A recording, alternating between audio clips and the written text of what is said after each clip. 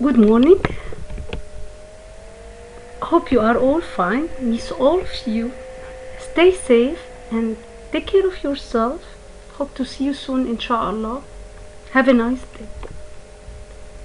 Lecture 3, Part 2. There are many types of perceptual errors. Stereotyping, horn effect, halo effect, recency effect, primary effect, similar to me effect, fundamental attribution error, self-serving bias, and self-fulfilling prophecy.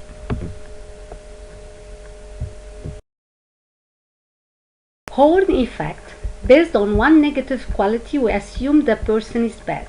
We perceive the whole person based on one quality, which is very unfair and biased.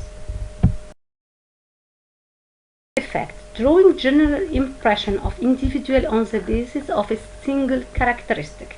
If someone is good at one dimension, he or she is perceived to be good at other dimensions as well. Recency effect. When the most recent information influences our judgment, our opinion, even though we have a rule of other information on the person, meaning the last impression.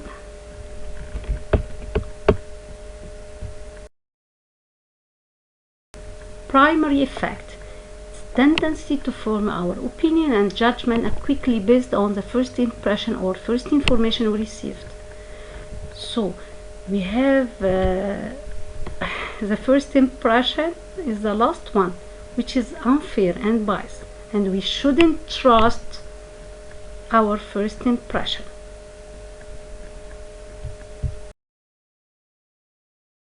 The similar to me effect. We tend to like or give a positive judgment to those who are similar to us, according to their background, frame of reference, educational level, social status, and so on.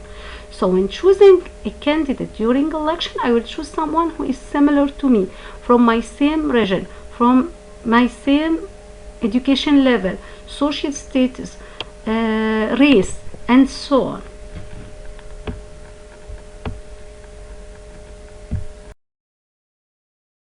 Fundamental attribution errors, the tendency to underestimate the influence of external factors and overestimate the influence of internal factors when making judgment about the behavior of others.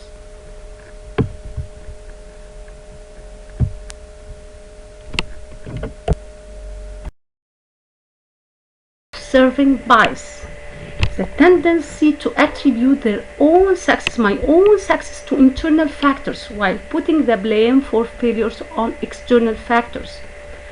I will overestimate my internal power, and when I fail, I will blame others, the environment, the whole environment, or someone who tried to cheat me, and so on. So it's a kind of excuse.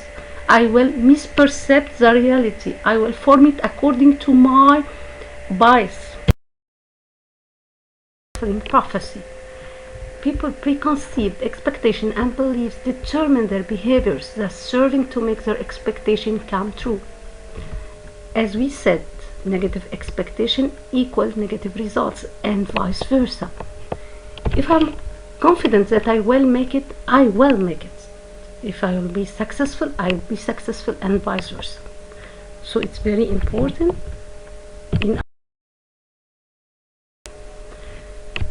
Cultural expectation. Research indicates a strong tendency for people to see the scenes from their own culture rather than the scenes from an unfamiliar culture. So we have here some indication concerning cultural influence on our perception.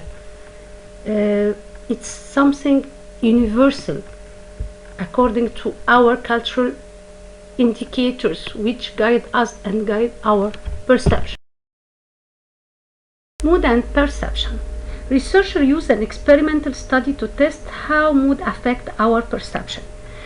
They asking subjects to tell them what they saw in a picture, showing a person digging in a park or in a garden in a very rainy atmosphere. People with happy mood reflect all positive emotion and feelings, such as fun, working outside, in real life, planting, they watching things grow, they reflect their positive mood. But people in critical mood just saw a horrible land, and they asking people to try something useful more than digging, and because it's dirty and good for nothing. Also, people with anxious mood keep asking all time how deep the water. It's very dangerous. They must be caution. And for them it wasn't a park or garden, it's just a grave, which is very negative and reflect a very negative emotion, and this is very bad.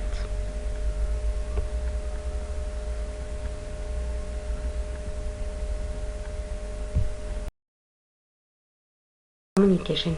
Mass media messages are often misunderstood according to research results. A study focusing on two 30-second television spots, Dear Dad, intended to show that Army service built personal growth, character development, and to portray Army as exciting, adventurous, and challenging. The second spot, Basic Excellence, portrayed basic training as a means to discover one ability and to overcome personal fears. The target group for the ads was white males between 18 and 24. Results showed that some of the intended message were being perceived by the audience. 61% agreed that the activity portrayed in Basic Excellence were exciting and challenging. Also, 68% agreed that a scene of personal accomplishment could be gained from engaging in activities highlighted in the spot. However, large percentage also perceived unintended messages is very dangerous. 39% think that the drill sergeant was not portrayed realistically in the spot. 66% perceived that engaging in the activity portrayed in the spot would not lead to a good job. Anti-prejudice cartoons. The famous example was Mr. Bigot, who appeared in situations designed to make prejudice appear ridiculous. Laying in a hospital bed and dying, he said, "I want to make sure I don't get anything but blue sixth generation American blood." 2/3 of respondents misunderstood that cartoon legitimize prejudice. They have attitude of extremism or bias, disadvantage, so the viewer should feel free to have those attitudes too. Understood by respondent law in prejudice and vice versa. The researcher Cooper noticed that fear of disapproval by social group was one of the factors leading to this result, because they said that accepting the anti-prejudice message threatens the individual security in groups, the individual values. It's a kind of spiral of silence. This study confirmed that making fun of prejudice is not an effective way of reducing it. People tended to see elements in the cartoons that confirm their existing attitudes. So it is not easy to change people's beliefs and attitudes. It's more easy to confirm our pre-existing attitudes rather than changing it. Another example is All in the Family TV program in 1971. The program, as the research results shows that the program might have a harmful effect of reinforcing prejudice. Producer Norman Lear replied that the program actually reduced prejudice by bringing it out into the open and showing it to be illegal. Studies shows that the operation of selective perception in viewing All in the Family, viewers high in prejudice and low in prejudice were likely to perceive the program in line with their existing attitudes. It's another example which stresses the idea that we reinforce our existing attitudes and beliefs, not challenging it. It's more easy to reinforce than changing behaviors and attitudes of. What do we mean by selective exposure? Is the tendency for individuals to expose themselves to those communications that are in agreement with their existing attitudes and to avoid those communications that are not. We have different types or form of this selectivity or selective process. Number one, we have selective attention, paying attention to those parts of a message that are consonant with strongly held attitude, belief, or behavior. Retention is the tendency for the recall of information to be influenced by needs and wants, attitudes, and other psychological factors. So if a person expects a mix of information in a message, he or she can pay selective attention to only the parts of the message that are agreeable. And if this technique fails, the person can then make a selective perception in decoding the message. And if this fails also, he can make a selective retention by simply failing to retain the contrary information.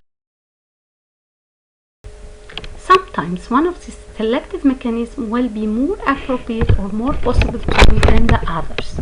For example, in watching TV debate between two candidates, you might not want to practice selective exposure, avoiding the message entirely. If you want to see and hear the candidate you agree with, you may watch only that candidate using selective attention. If you do see and hear the opposition candidate and are exposed to contrary material, you can always use selective perception and hear only what is agreeable or on selective retention and forget all but the points that reinforce your original point of view.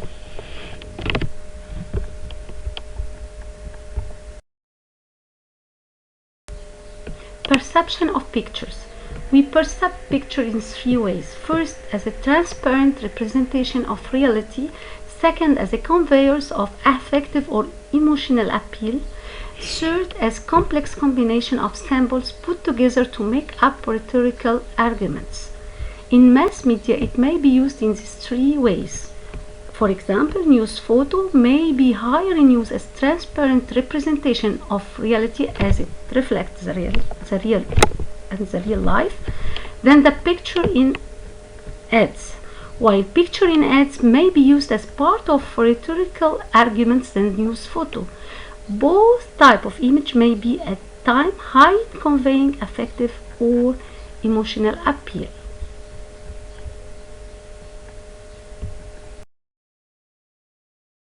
Theory. One concept that might add to our understanding of how people process information from mass communication is that idea of schema. A schema is a cognitive structure consisting of organized knowledge about situations and individuals that has been abstracted from prior experiences. It is used for processing new information and retrieving stored information. Doris Graeber, a political scientist researcher, has done research that indicates that people use schemas to process news stories from newspaper or news broadcasters. She found that people processing news stories choose from a number of strategies or mechanisms, including straight matching of a news story to a schema, meaning interpreting, for example, interpreting a political candidate as another Nixon or another Martin Luther King, processing through inferences, deducing that a ceasefire in Lebanon, for example, would not work well because ceasefire had not worked well in Northern Ireland, and multiple integration of a story with several schemes or schema. In dimension, school, political participation, disruption of public education, or the achieving of multicultural society. Complexity of messages. Television news is one kind of mass media message that may overload the human ability to process information. Many people say that TV is their major source of news and information, but they may not be learning much about the world around them if TV news is too complex for them to process. Cohen notes that the TV news may contribute to making it difficult to process because of several reasons. Number one, numerous cuts from one scene to another. Number two, very brief scenes. 3, presentation of scenes out of chronological order, so it is very difficult to follow and to understand or to put it in general context. Number 4, emotional visual materials that can overwhelm the verbal information. And finally, lack of adequate explanation of unfamiliar terms and place names.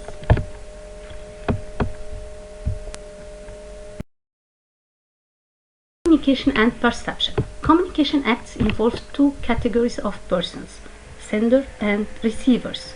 So, in the typical communication process, there is a sequence of communication acts in which the participants take turns being sender and receivers of message. We are studying communication as a subdiscipline of social psychology, which studies the behavior of individuals in a social environment. But first, we need to study it from the viewpoint of individual psychology and even psychiatry. So, before using the social approach, we must first understand personal and psychiatric aspects, then we can add sociological and social psychological aspects or dimensions. And knowledge formation. Once an incoming message is given meaning by the perceptual process, the mind then proceeds to classify it, to relate it with information already stored, and then decide either store or forget the new information. At this stage, intellectual and reasoning powers of the mind come into play. The mind may store the new information as additional confirmation of knowledge, of belief already held, or as additional dimension or belief about it. It may change the belief it already held. Much research has been done on the cognitive process or learning process.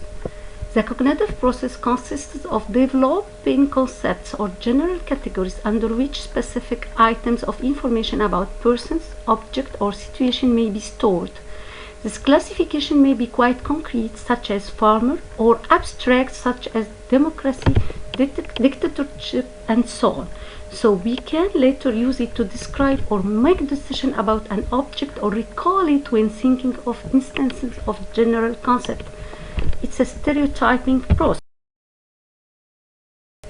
Another type of a cognitive activity is to assign causal relationship among object and situation. Example, a person may believe that those who are better educated and those who work hard have higher incomes than those who have less education and take it easy on the job. The cognition that education and hard work cause higher income has been formed. It is at this cognitive stage of information processing where a communication message has its full impact, if any. If the message is discarded as worthless information or used to make conclusions different from those intended by the communicator, it failed. It represents a failure. If the receiver accepts the message and processes the information to store new knowledge desired by the sender, the message succeeds. It is at this cognitive stage that intellectual capacity of human come to the fore. The mind is capable of classifying, organizing, storing, and reasoning with large amounts of data, that it is capable of arriving at knowledge and beliefs. It is also at this stage that person-to-person differences in capacity to learn, solve problems, and reason are reflected in what psychologists call intelligence.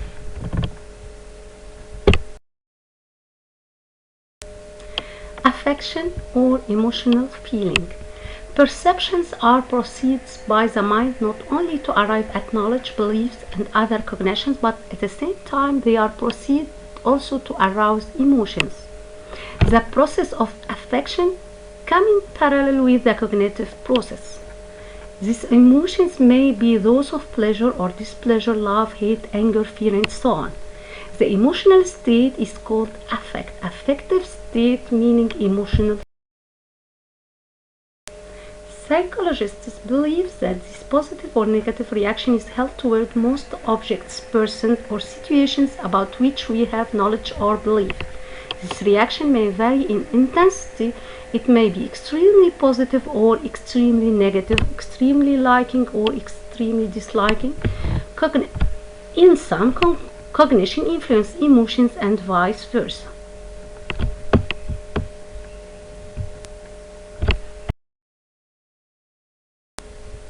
Beliefs are the end product of cognitive process, while emotional tendencies are the end product of the affection process, two end products of mental activity. The mind continues to process items of cognitive information after they are stored in memory. It relates items of information received from the most recent message to other items of information it had stored about the same object, person, or the prior information may have come from direct observation, from communication with other people, from reading, seeing a movie, or from any other sources. By processes of deductive and inductive logic, intellectual powers, the mind processes all of the information in memory to form beliefs about the object, person, or the situation. For example, on the basis of listening to newscasts, reading newspaper, and talking with friends or neighbors, a person may develop the following sets of beliefs about the president of his. He is honest, he is sincerely religious, he tends to trust people more if their social background is similar to his, family life is extremely important to him, and so on. Person may have a great number and variety of different beliefs about each object, person in his environment. The totality of these beliefs is called his knowledge. Each of these beliefs is not arrived at quickly, but it is the end product of the received perception, cognition, and information processing of many different messages involving the same object, covering a sustained period of time. Fishbein and Jacobson recognize three classes of beliefs. First, descriptive beliefs based on direct observation, seeing and hearing of the object by the person himself using sensory data. Second, informational based on communication message. Third, inferential, arrived by rational processing past experience using inductive and deductive logic. For example, when I say Catherine seemed to be always depressed these days, she has no special reasons to be depressed. I believe that she may be in poor emotional health and she needs consultation, and so on. Fishbein says that many of our beliefs are formed neither on the basis of direct experience with the object of belief nor by way of some inference process. Instead, we often accept information about some object provided by an outside source. Such sources include newspapers, books, magazines, radio and TV, lectures, friends, relatives, and so on. Most of what we know and believe is not based solely upon direct experience, but upon message sent to us by other human beings or by mass media or by mixture of such message and personal experience. The emotional product of perception, the attitudes. Our beliefs and our emotions are correlated. One has only to reflect on words such as cancer or gold to appreciate that objects in our environment have emotional as well as informational content. When we say gold, it's something precious, a rich person, a certain social class, and so on. But when we say cancer, it's something horrible and something very negative. Attitudes represent the key measure of affect.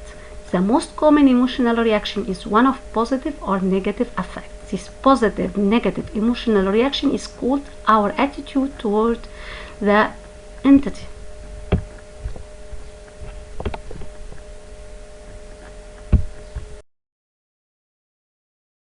Our attitude is positive if we like, favor, defend, support, desire, approve, prefer, choose, feel happy about a particular person or object.